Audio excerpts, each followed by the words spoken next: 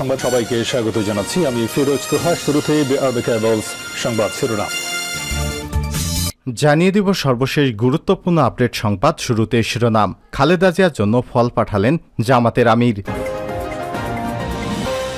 এরপর জানিয়ে দিব মানবাধিকার লঙ্ঘনের একটা উদাহরণ দিতে পারবেন, হঠাৎ রেগে গেলেন সেনাপ্রধান। এরপর জানিয়ে দিব রোহিঙ্গাদের ভরণ পোষণে ঋণের পথে হাঁটছে বাংলাদেশ। জানাবো বিস্তারিত, সঙ্গেই থাকুন। এদিকে প্রধানমন্ত্রী না ঘুমিয়ে মানুষের কথা ভাবেন, বলছেন প্রতিমন্ত্রী। জানিয়ে দিব যে কারণে তারেক জিয়ার প্রতি শেখ হাসিনা রাগান্বিত, জানালেন বিএনপির জাতীয় স্থায়ী কমিটির সদস্য নজরুল ইসলাম খান।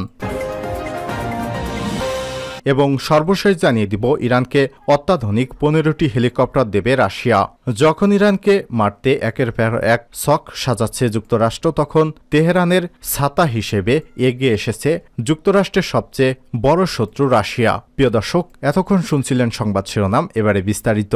তবে তার আগে অনুরোধ থাকবে, আপনি কোন স্থান থেকে আমাদের সংবাদটি দেখছেন কমেন্ট করে জানিয়ে দিন। জানিয়ে দিন এই সংবাদ সম্পর্কে আপনার মূল্যবান মতামত। প্রিয় দর্শক, আপনি যদি আমাদের চ্যানেলে নতুন হয়ে থাকেন, ভিডিওটি দেখতে দেখতে চ্যানেলটি সাবস্ক্রাইব করে রাখুন, যাতে করে আমাদের লেটেস্ট আপডেট সংবাদগুলো সবার আগে আপনার কাছে পৌঁছে যায়। এবারে বিস্তারিত। খালেদা জিয়ার জন্য ফল পাঠালেন জামাতের আমির। বিএনপি চেয়ারপারসন এবং সাবেক প্রধানমন্ত্রী বেগম খালেদা জিয়া ও দলটির ভারপ্রাপ্ত চেয়ারম্যান তারেক রহমানের জন্য উপহারস্বরূপ মৌসুমি ফল আম ও লিচু পাঠিয়েছে বাংলাদেশ জামাত ইসলামের আমির ডাক্তার শফিকুর রহমান। সোমবার 27 মে রাত 9টার দিকে বিএনপি চেয়ারপারসনের গুলশানের রাজনৈতিক কার্যালয়ে এই মৌসুমি ফল পাঠিয়েছেন এই নেতা। এক বার্তায় বিএনপি চেয়ারপারসনের উপদেষ্টা সদস্য শামসুজ্জামান দিদার জানিয়েছেন, জামাত ইসলামের আমির ডাক্তার শফিকুর রহমানের পক্ষ থেকে ফলগুলো গুলশানের কার্যালয়ে নিয়ে যান প্রতিনিধি দলের সদস্য গোলাম মাওলা। বিএনপি চেয়ারপারসন এবং ভারপ্রাপ্ত চেয়ারম্যানের পক্ষে উপহার আম ও লিচু গ্রহণ করেন বিএনপির চেয়ারপারসনের একান্ত সচিব এবিএম আব্দুস সাত্তার, কেন্দ্রীয় নেতা রিয়াজউদ্দিন নসু, অ্যাডভোকেট মেহেদি। উল্লেখ্য, বিএনপির দীর্ঘদিনের রাজনৈতিক জোটসঙ্গী জামাত ইসলাম দ্বাদশ জাতীয় সংসদ নির্বাচনের আগে বিএনপির সঙ্গে যুগপৎ আন্দোলনে না থাকলেও পৃথকভাবে সরকার বিরোধী আন্দোলনে ছিল জামাত ইসলাম। জানা যায়, বর্তমানে এই দুই দল আগের মতোই ঘনিষ্ঠ সম্পর্ক বজায় রেখে চলেছে বলে জানা গেছে। সেনাপ্রধানের জিজ্ঞাসা, মানবাধিকার লঙ্ঘনের একটা উদাহরণ দিতে পারবেন? জাতিসংঘ শান্তিরক্ষা মিশনে বাংলাদেশ সেনাবাহিনীর সদস্যদের নিয়ে জার্মান গণমাধ্যমে ডয়েচে ভেলের প্রতিবেদককে একপেশ এবং উদ্দেশ্যমূলক বলে মন্তব্য করেছেন সেনাবাহিনী প্রধান জেনারেল এস.এম. শফিউদ্দিন আহমেদ। সেনাপ্রধান বলেন, বাংলাদেশ সেনাবাহিনী শুধু নয়, আমাদের সামরিক বাহিনী পৃথিবীর অনেক মিশন, 43টি মিশনের দায়িত্ব পালন করেছে। এখন 6,000-এর উপর শান্তিরক্ষী দায়িত্ব পালন করছে। কোনো একটা মিশনে আপনি উদাহরণ দিয়ে বলতে পারবেন যে ওখানে আমরা মানবাধিকার লঙ্ঘন করেছি বা আমরা শৃঙ্খলা খারাপ করেছি? গতকাল সোমবার দুপুরে গাজীপুরের রাজেন্দ্রপুর সেনানিবাসে এক অনুষ্ঠানে সেনাপ্রধান প্রধান অতিথির বক্তব্য শেষে সাংবাদিকদের প্রশ্নের জবাবে সব কথা বলেন। তিনি বলেন, পৃথিবীর অনেক অঞ্চলে, শুধু আফ্রিকা নয়, আফ্রিকার বাইরে আমরা এশিয়া, ইউরোপেও দায়িত্ব পালন করেছি। এখনও আমাদের বিরুদ্ধে এই মানবাধিকার লঙ্ঘনের অভিযোগ পেয়েছেন। সেনাপ্রধান বলেন, আজকে কেউ ডয়েচে ভেলে একটা প্রতিবেদন করে বলার চেষ্টা করছে অমুক অমুক অর্গানাইজেশনে চাকরি করার সময় একটা মানবাধিকার লঙ্ঘন করেছে। এটা একটা শোনা গল্প। যদি বাস্তব এটা হয়ে থাকে, তবে আমাদের কি এ ব্যাপারে জানানো হয়েছিল?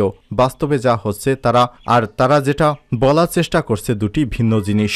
সেনাপ্রধান এস.এম. শফিউদ্দিন আহমেদ আরো বলেন, আমাদের অনেক অফিসার এবং সোলজাররা ডেপুটেশন পেশনে অনেক জায়গায় চাকরি করেন, কিন্তু সেখানে গিয়ে যদি তারা কোনো অপরাধে জড়িয়ে যান এবং সে ব্যাপারে যদি আমাদের কাছে রিপোর্ট বা অভিযোগ আসে, আমরা কিন্তু এটার সঠিক বিচার করে প্রয়োজনীয় পদক্ষেপ নেই। আমরা যত অভিযোগ পেয়েছি সব তদন্ত করেছে এবং দোষী পাওয়া গেলে তাদের শাস্তি দিয়েছি। তিনি আরো বলেন, একটা উদ্দেশ্য নিয়ে এমন প্রতিবেদন করা হচ্ছে। ওখানে তথ্যচিত্রে তারা তাদের হতাশা ব্যক্ত করেছেন যে এই কথা মানবাধিকার লঙ্ঘন বারবার তারা বলছেন, কিন্তু জাতিসংঘ সদর দপ্তরে কোনো ব্যবস্থা নেওয়া হয়নি।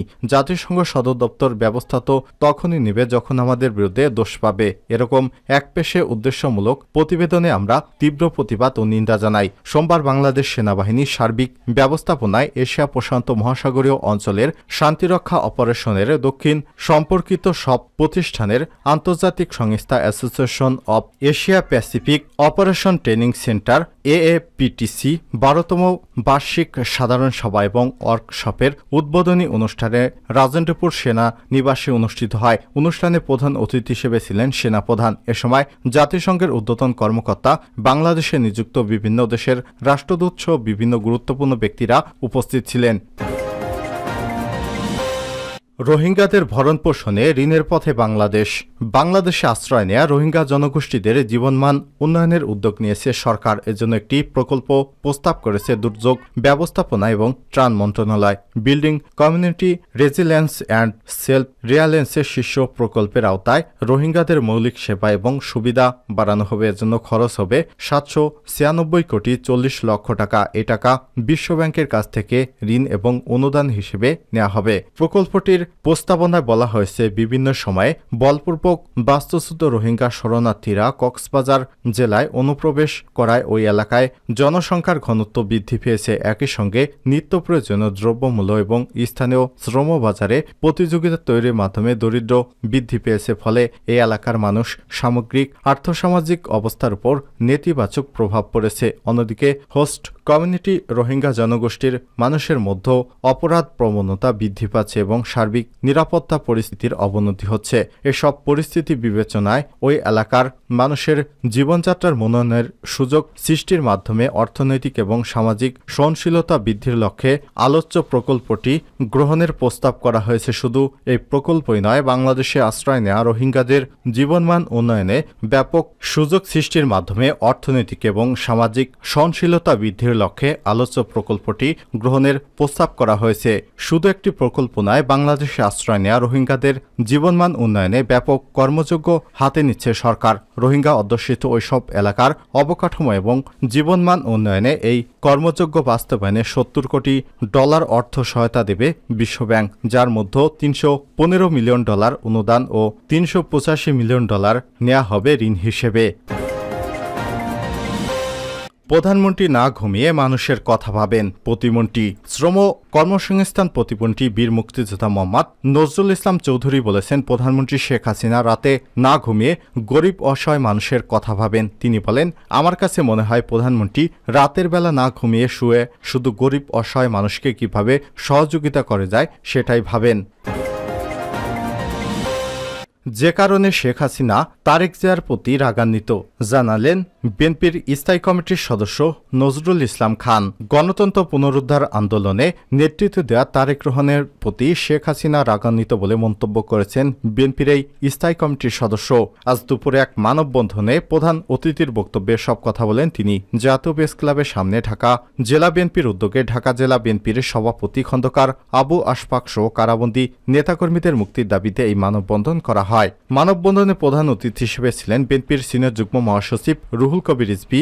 এ সময় নজরুল ইসলাম খান বলেন, দেশের জনগণ যখন দুর্যোগে তখন তাদের বাঁচানো প্রধানমন্ত্রীর কাজ নয়, তার কাজ হচ্ছে তারেক রহমানকে দেশে এনে বিচারের মুখোমুখি করা। আসলে জিয়াউর রহমানকে শেষ করা হয়েছে, আরাফাত রহমান কোকোকে বিনা চিকিৎসায় মৃত্যুবরণ করতে হয়েছে, তারেক জিয়াকে মৃত্যুর দিকে ঠেলে দেওয়া হয়েছে। এখন জিয়া পরিবারের আছেন তারেক রহমান, তাকেও শেষ করতে চায় সরকার। তারেক রহমানের উপর মূল রাগ হচ্ছে গণতান্ত্রিক আন্দোলনের নেতৃত্ব দেওয়া। তিনি দেশের ডান বাম সমাজতান্ত্রিক ইসলামপন্থী সবাইকে গণতন্ত্রের পক্ষে ঐক্যবদ্ধ করেছেন। এ কারণে শেখ হাসিনা রাগান্বিত হয়ে তারেক জিয়ার প্রতি তাকে বলছেন বিদেশ থেকে এনে তার সাজা কার্যকর করা হবে। আসলে শেখ হাসিনা দেশের মানুষের জন্য ভাবেন না, তিনি দেশকে কিভাবে দেশের ক্ষমতা লুণ্ঠিত করা যায় সেটি সবসময় ভাবেন বলে মন্তব্য করেছেন তিনি। ইরানকে অত্যাধুনিক 15টি হেলিকপ্টার দেবে রাশিয়া। যখন ইরানকে মারতে একের পর এক ছক সাজাচ্ছে আমেরিকা, তখন যেন তেহরানের ত্রাতা হিসেবে এগিয়ে আসছে আমেরিকার অন্যতম শত্রু দেশ রাশিয়া। মার্কিন নিষেধাজ্ঞার মধ্যেই মধ্যপ্রাচ্যের পরাশক্তি এই দেশটিতে 15টি অত্যাধুনিক হেলিকপ্টার সরবরাহ করবে পুতিন।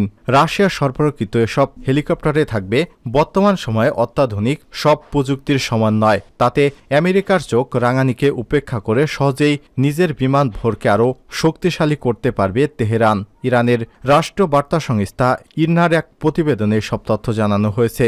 নাইট ভিশন প্রযুক্তি সম্পন্ন 12টি এবং 3টি অগ্নিনির্বাপক হেলিকপ্টার কেনার জন্য মস্কোর সঙ্গে চুক্তি করেছে তেহরান। সদ্যপ্রাত ইরানি প্রেসিডেন্ট ইব্রাহিম রাইসির প্রশাসনের সময় এসব হেলিকপ্টার কেনার চুক্তি হয়েছিল। ইরানি রেড ক্রিসেন্ট সোসাইটির একজন কর্মকর্তা বরাতে খবর জানা গেছে। ইরানি রেড ক্রিসেন্ট সোসাইটির ত্রাণ এবং উদ্ধার সংস্থার প্রধান বাবাক মাহমুদি জানান, প্রেসিডেন্ট রাইসির সময় রাশিয়ার কাছ থেকে নাইট ভিশন প্রযুক্তি সম্পন্ন 12টি উদ্ধার হেলিকপ্টার এবং 3টি অগ্নিনির্বাপক হেলিকপ্টার কেনার চুক্তি করেছে ইরান। হেলিকপ্টার কেনার এ চুক্তিটি গত এপ্রিলের শেষের দিকে রাশিয়ার বিশেষ হেলিকপ্টার উৎপাদনকারী কোম্পানির কর্মকর্তাদের সঙ্গে স্বাক্ষরিত হয়েছে। আগামী বছরের ফেব্রুয়ারি অথবা মার্চের দিকে এই অর্ডার 4টি হেলিকপ্টার সরবরাহ করতে পারবে বলে জানিয়েছে রাশিয়া। বলা হচ্ছে, রাশিয়ার সরবরাহকৃত এসব হেলিকপ্টার আকারে বেশ বড় এবং বিশেষায়িত সুবিধা সম্পন্ন হবে। এছাড়াও চুক্তির আওতায় 6টি ছোট সহায়ক হেলিকপ্টার সরবরাহ করবে রাশিয়া। এসব হেলিকপ্টারের মোট মূল্য $50 কোটি।